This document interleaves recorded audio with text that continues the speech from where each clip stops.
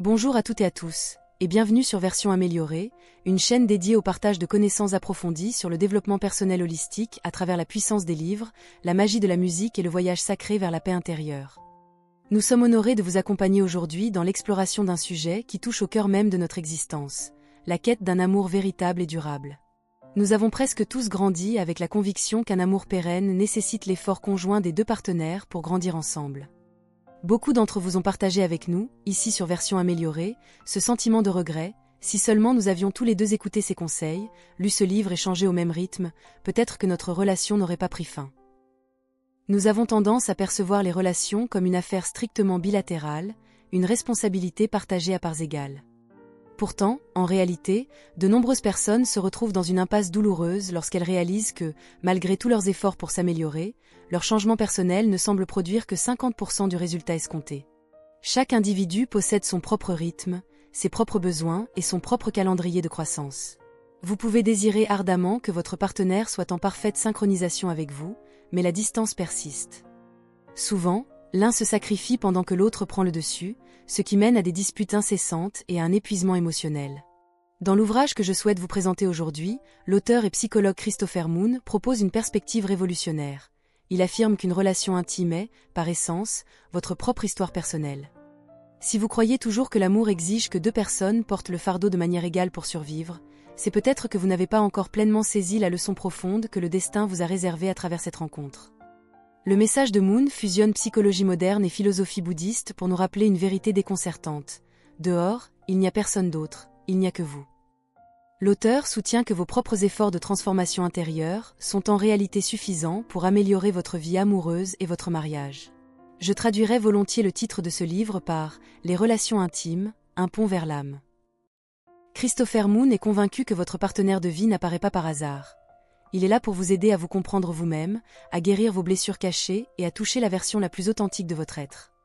Ce livre vous guidera à travers les sommets de la passion, les abîmes des conflits qui semblent vous briser, et le choix ultime entre l'anesthésie émotionnelle ou le bonheur véritable. J'espère que cette analyse sera pour vous un cadeau précieux pour comprendre les paysages de votre propre cœur. Le premier stade est une leçon sur la façon d'échapper à l'illusion du halo pour revenir à son soi originel. L'auteur décrit la nature trompeuse du début d'une relation, qu'il appelle le stade du halo. Cela fait référence à l'effet de halo en psychologie, cette lumière aveuglante qui vous fait percevoir l'autre comme un être absolument extraordinaire, comme si vous aviez enfin trouvé votre moitié idéale. Dans cette phase, on se croit profondément amoureux et aimé pour ce que l'on est, mais la réalité est souvent plus pragmatique. Cet amour n'est qu'une tentative de combler des besoins insatisfaits datant de l'enfance. Durant nos jeunes années, nous cherchons toutes deux choses fondamentales, le sentiment d'appartenance et la confirmation de notre propre valeur.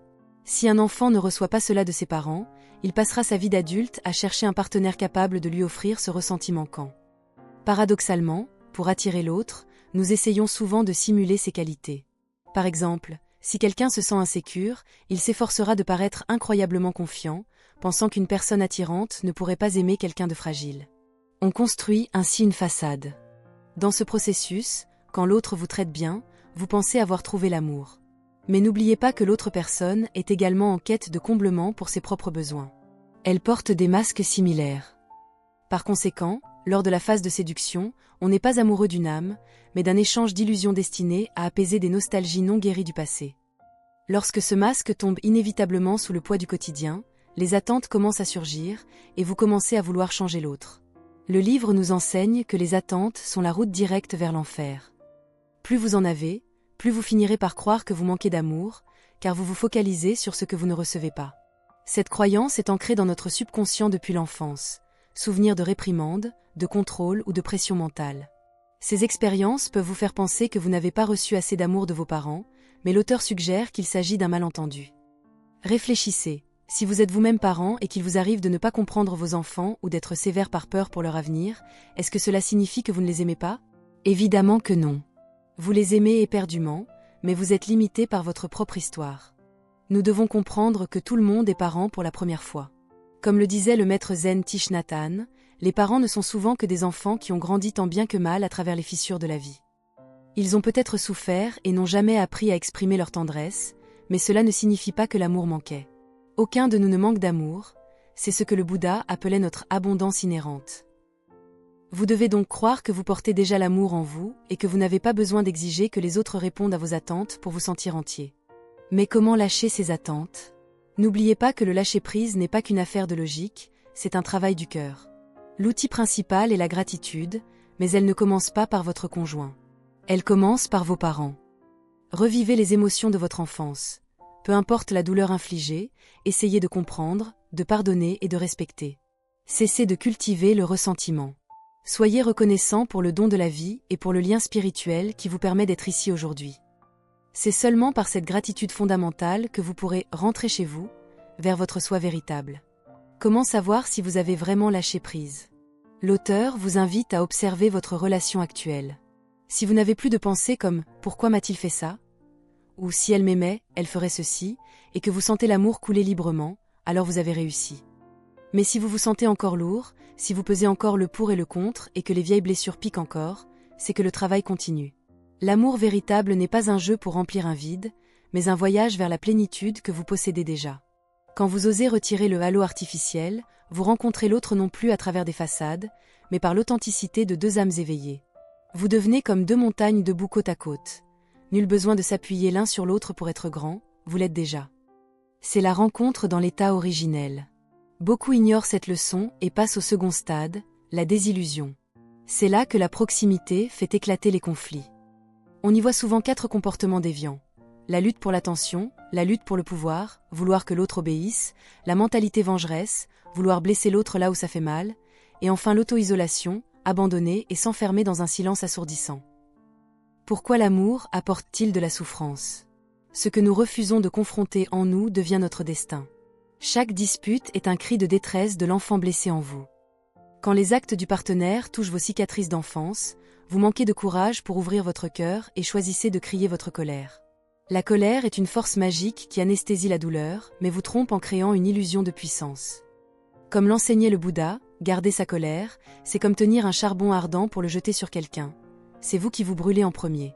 Discuter violemment avec un amant n'est souvent que la manière pour l'enfant impuissant de hurler « Regarde-moi, j'existe. Aime-moi ». Mais l'auteur pose une question cruciale. Voulez-vous avoir raison ou être heureux? Si vous continuez à lutter pour le pouvoir, vous sacrifiez l'autre pour protéger votre ego. La leçon de ce stade est de voir la désillusion comme un cadeau. Comme le disait Rumi, c'est par les fissures que la lumière entre. Quand on ose affronter la douleur, elle devient notre maître. Ce cadeau vous guidera vers une vérité difficile. Améliorer une relation ne signifie pas forcément rester ensemble pour toujours.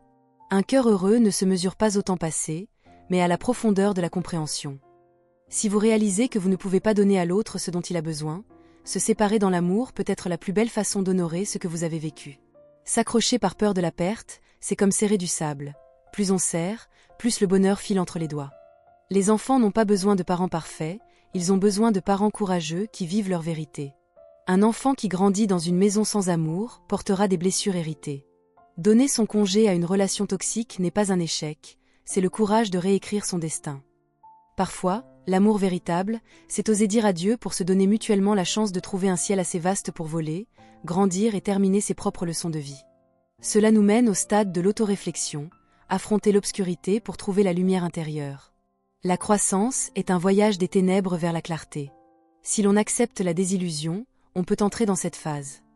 L'auteur l'appelle la longue nuit noire de l'âme, car elle exige de confronter ces fissures que vous avez évitées si longtemps. Une vie sans autoréflexion ne vaut pas la peine d'être vécue. Ici, vous identifierez les 3 rôles, la victime, le persécuteur et le sauveur. Pour sortir de ce labyrinthe, vous devez surmonter des pièges psychologiques. Le premier est la loyauté aveugle à votre famille d'origine, où vous sacrifiez votre bonheur pour l'honneur familial.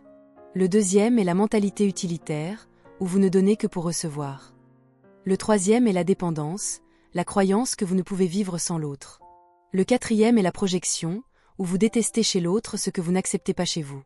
Et le cinquième est la tentation d'abandonner, qui ne fait que repousser la leçon à plus tard. Voyez vos problèmes comme une opportunité de guérir la peur du manque issu de l'enfance. Prenez 100% de responsabilité pour votre vie. Vous êtes le maître de votre propre karma. Si vous comprenez que le mariage est un miroir pour rencontrer votre propre intérieur, vous cesserez de souffrir à cause des autres. Ce chemin est sinueux, mais c'est le seul qui mène à l'aube intérieure. La lumière ne brille que lorsque vous osez vous regarder en face. Enfin, vous atteignez le stade de l'illumination, où l'amour se transforme en la plus belle des lumières. C'est ici que vous ressentez le flot de l'amour couler librement en vous. L'illumination n'est pas une destination, mais un état d'éveil au milieu du fleuve de la vie. Comme le disait Thich Nhat Hanh, l'éveil est toujours ici et maintenant, il suffit d'ouvrir son cœur. Une phrase clé du livre dit « Si vous voulez arriver quelque part le plus vite possible, le seul moyen est de réaliser que vous y êtes déjà. » Le vrai bonheur n'est pas dans la recherche, mais dans le lâcher-prise pour devenir un avec l'univers. Traitez l'amour comme un verbe d'action. Quand un conflit surgit, ne choisissez ni le silence ni la dispute. Demandez-vous, si je l'aimais vraiment en ce moment, que ferais-je? La réponse est dans l'action, cuisiner son plat préféré ou écouter sans juger. L'amour est un engagement nourri par chaque petit geste.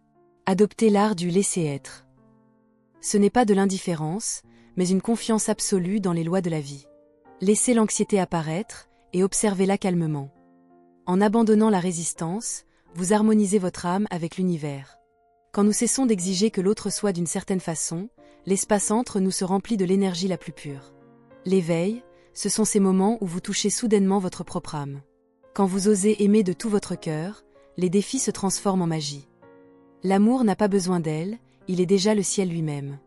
À travers ces 4 stades, j'espère que vous avez acquis une compréhension plus profonde de vos relations. Vous réaliserez que nous cherchons souvent un partenaire pour remplir nos propres vides. Nous mettons une pression immense sur l'autre, mais changer un être humain est presque impossible. Quand la déception s'accumule, le mariage devient une cage. La seule issue est de réaliser que la racine de tout problème réside en soi. Le voyage de l'amour est comme un bateau naviguant sur 4 grandes vagues, de la gloire aveuglante à la désillusion amère, de la nuit noire à l'aube de l'éveil. Il faut affronter l'ombre pour trouver la lumière. Comme il a été dit, la plus belle lumière se trouve toujours dans l'obscurité la plus profonde. Je vous souhaite le courage d'aimer de tout votre cœur, pour que chaque pas vous ramène à votre propre âme. Merci de nous avoir écoutés. Si cette vidéo vous a aidé, n'hésitez pas à la partager avec ceux qui en ont besoin. Nous, chez Version Améliorée, sommes ici pour parcourir ce chemin avec vous. Si vous souhaitez recevoir plus de sagesse et d'inspiration pour votre croissance personnelle, nous apprécierions énormément que vous vous abonniez à notre chaîne.